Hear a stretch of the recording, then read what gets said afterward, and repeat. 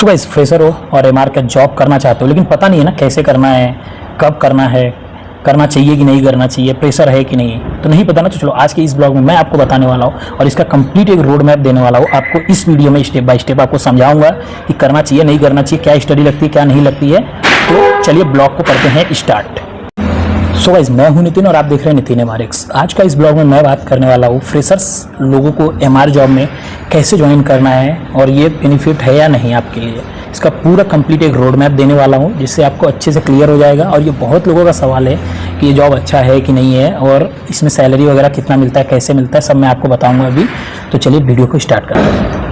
तो हम लोग पहला बेसिक से समझते हैं। पहला पॉइंट इसमें एमआर जॉब क्या होता है, जिसको नहीं पता उसको मैं बता दूं। एमआर जॉब होता है मेडिकल रिप्रेजेंटेटिव, जो कि एक डॉक्टर से एक एमआर जाता है, एक डॉक्टर से मिलता है और उसको अपने प्रोडक्ट्स के बारे में बताता है, अपने मेडिसिन्स के बारे में बताता है, जो कि कंपनियां अपनी मेडिसिन्स न्यू लॉन्च करती है और जो भी उनके पास मेडिसिन्स रहता है वो जाके डॉक्टर्स को डिटेल करता है एंड देन उससे वहाँ पे प्रिस्क्रिप्शन जनरेट करवाता है। तो ये होता है पहला एमआर जॉब।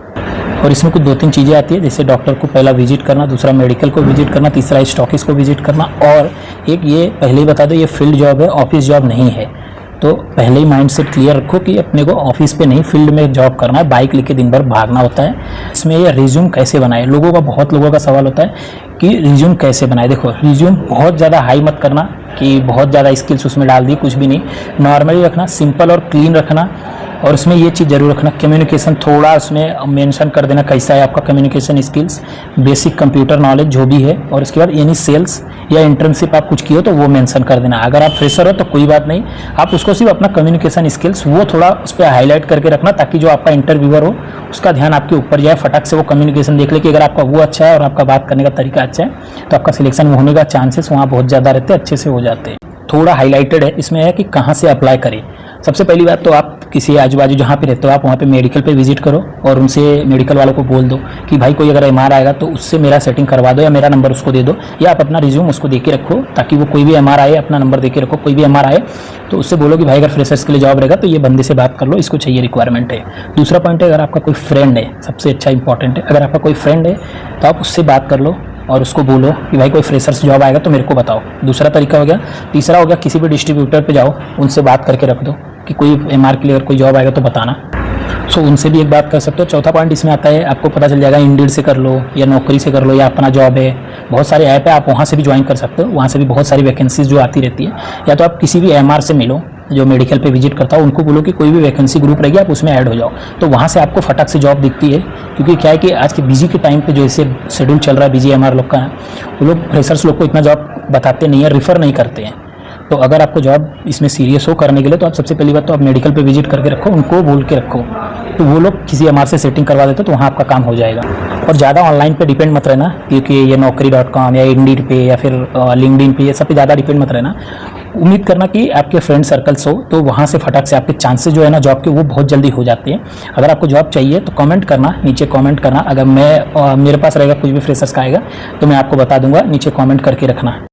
देखो, अब जो पॉइंट है वो बहुत ही ज़्यादा इंपॉर्टेंट है, वो है 5वां पॉइंट कि इंटरव्यू कैसे क्रैक करें फॉर फ्रेशर्स लोग इंटरव्यू कैसे क्रैक करें। क्योंकि इसमें होता है पहला मैनेजर लेगा, फिर दूसरा आरएसएम लेगा, तीसरा जेडएसएम लेगा, चौथा एनएसएम लेगा, फिर उसके बाद आता है एचआर राउंड। तो इसमें इंटरव्यू जो रहते हैं ना, जो इंटरव्यू देने रहते हैं फ्रेशर्स लोग, वो पहले ही डर जाते हैं कि यार कैसे होगा कैसे नहीं होगा। तो उनको मैं बता दूँ, देखो आप फ्रेशर तो आपको इतना ज़्यादा पूछेंगे नहीं इंटरव्यू में, अपने बारे में बताओ, सेल्फ जो भी है अपने बारे में बताओ। उसके बाद एमआर जॉब क्यों करना चाहते हो, या फिर इसके पहले अगर किए हो तो वो छोड़ के इसमें क्यों आना चाहते हो।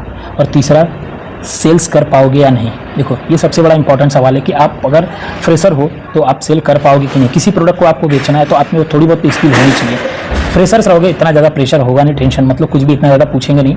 उसमें आपको पढ़ना होगा, एमआर रोल पढ़ लेना, दूसरा बॉडी सिस्टम पढ़ लेना, तीसरा कौन से सेगमेंट में जाना चाहते हो तो बॉडी सिस्टम में 11 सिस्टम होते हैं, उसके हिसाब से आप उस रोल को अच्छे से पढ़ लेना, उसको अच्छे से समझ लेना कैसे क्या करना है, तो आपको उतना समझ में आ जाएगा। बाकी कुछ इतना ज़्यादा पूछते हैं नहीं, थोड़े बहुत ही देखते हैं। वो सबसे ज़्यादा फ्रेशर्स लोग का ये चेक करते हैं कि आपके अंदर कॉन्फिडेंस है कि नहीं, बात करने का तरीका है कि नहीं। अगर तुम वहाँ पे अपना कॉन्फिडेंस लो करोगे तो सिलेक्शन वहीं पे ही खत्म हो जाता है पहले राउंड में। अगर आपका कॉन्फिडेंस हाई होगा तो 70% सिलेक्शन आपका मैनेजर ही अप्रूव करता है। और एक बात याद रखना, अगर जिसको मैनेजर चाहेगा ऊपर कंपनी वही लेती है, तो आप मैनेजर को जितना अच्छे से इंप्रेस करोगे उतना ऊपर आपका चांसेस बढ़ जाएगा।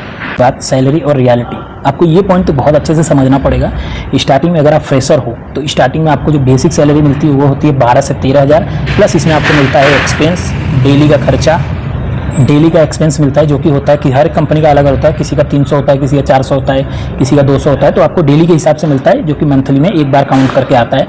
मोबाइल का अलग मिलता है, नेट का अलग मिलता है, गाड़ी का अलग मिलता है, पेट्रोल का अलग मिलता है। तो आपको कुल मिला के एक्सपेंस और सैलरी मिला के आपको 24-25 हज़ार फ्रेशर्स को आराम से मिल जाती है। कंपनी पर डिपेंड होता है कंपनी कैसी है। हर कंपनी में, किसी कंपनी में 20 हज़ार, किसी कंपनी में 40 हज़ार, 24 हज़ार, किसी कंपनी में 22 हज़ार, ऐसे। तो आपका एक्सपेंस पकड़ के 22-24 हज़ार के बीच में ही आता है, फ्रेशर्स को इतना मिलता है। देखो एक बात और बता दूं, यहाँ पे आप जितना मेहनत करोगे उतना ज़्यादा ग्रोथ, जितना सेल करोगे उतना ज़्यादा ग्रोथ। और यहाँ पे कभी भी कोई भी टाइम लिमिट नहीं होता। 2 साल के अंदर मैनेजर भी बन सकते हो, 2 साल के अंदर डीएसएम भी बन सकते हो, जेडएसएम भी बन सकते हो। तो आपकी मेहनत के ऊपर डिपेंड करता है। जितना जल्दी आप ग्रोथ करोगे उतना जल्दी आपका एज अ रैप बढ़ेगा। रैप मतलब जो आपका डेजिग्नेशन बढ़ेगा। डेजिग्नेशन मतलब होता है आपका ओहदा बढ़ेगा। मतलब आप पहले एज अ एमआर किए थे, फिर इसके बाद एज अ जो मैनेजर करोगे, फिर एज अ जेडएसएम। तो आप जितना जल्दी ग्रोथ करोगे उतना अच्छा आपका यहाँ पे ग्रोथ होगा सैलरी के हिसाब से। देखो आपको एक फाइनल एडवाइस देता हूँ, last and final advice, start जितना जल्दी करोगे ना उतना ही जल्दी आपका ग्रोथ होगा। और फार्मा में सबसे पहले बता दूं कि जितना ज़्यादा एक्सपीरियंस उतना ज़्यादा पैसा, उतना बड़ा रुतबा, उतना बड़ा आपका डेजिग्नेशन। तो आप जितना जल्दी स्टार्ट करोगे फार्मा लाइन में उतना जल्दी आप मैनेजर बनोगे, उतनी जल्दी आप आरएसएम बनोगे, उतने जल्दी आप जेडएसएम बनोगे। तो आपके ऊपर डिपेंड है कि आप फार्मा में कब आओगे और कब ग्रोथ लोगे। फार्मा में जल्दी आओ, जल्दी ग्रोथ करो, लेट आओ, लेट ग्रोथ करो। ये रूल है फार्मा का। आप जल्दी आ जाओ, जल्दी ग्रोथ कर लो, और फिर उसके हिसाब से ही आपका ग्रोथ होता है। जितना एक्सपीरियंस ज़्यादा होगा उतना ज़्यादा ग्रोथ होगा, उतनी ज़्यादा सैलरी होगी। सो गाइज, अगर तुमको वीडियो पसंद आ रहा है तो वीडियो को लाइक, शेयर, सब्सक्राइब कर देना। और कमेंट में लिखो, अगर आप एमआर ज्वाइन करना चाहते हो तो कमेंट में लिखो एमआर। मैं मिलूंगा कल शाम 7 बजे नितिन एमआरएक्स पे। और वीडियो अगर पसंद आ रहा है तो वीडियो को लाइक, शेयर, सब्सक्राइब कर देना मत भूलना प्लीज़, क्योंकि वीडियो बनाने में बहुत ज़्यादा टाइम लगता है। तो और भी कुछ भी कमेंट हो, आपका कुछ भी क्वेश्चन हो, आप नीचे कमेंट करो, मैं उसके ऊपर वीडियो बना दूंगा अच्छे से। अगर नहीं समझ रहा है और क्वेश्चन आंसर का भी अगर चाहिए कि क्या क्या क्वेश्चन पूछते हैं, कैसे क्वेश्चन पूछते हैं, तो उसके ऊपर भी मैं वीडियो बना दूंगा। आप सिर्फ कमेंट करो। मैं मिलूंगा कल शाम 7 बजे, तब तक के लिए बाय।